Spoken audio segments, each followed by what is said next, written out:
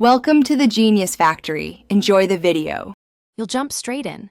Open Logic Pro X and create a new project using an audio plus software instrument template so tracks and routing exist.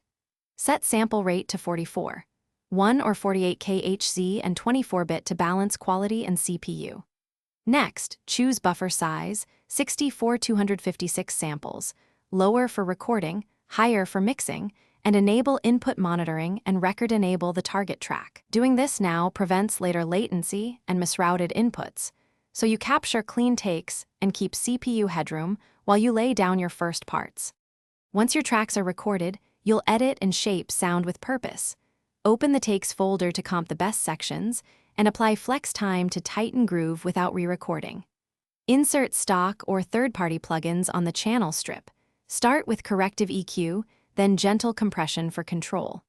Route common effects to a bus or aux return so multiple tracks share one reverb or delay, and set up a sidechain compressor on the bass or pad for pumping dynamics under the kick. Make sure gain staging is consistent across channels to protect your mix bus. You'll finish by balancing, automating, and exporting. Automate volume, pan, and plugin parameters for movement, then use groups or VCA faders to maintain proportional changes. Check the stereo mix and set a conservative peak level.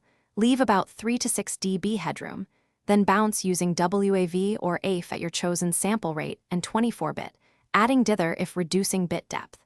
If you hit errors or audio dropouts, increase the buffer, freeze or bounce heavy instrument tracks, and temporarily disable problematic plugins. That single troubleshooting tip saves sessions and prevents corrupted exports. Thanks for watching. If you found this helpful, don't forget to like and subscribe.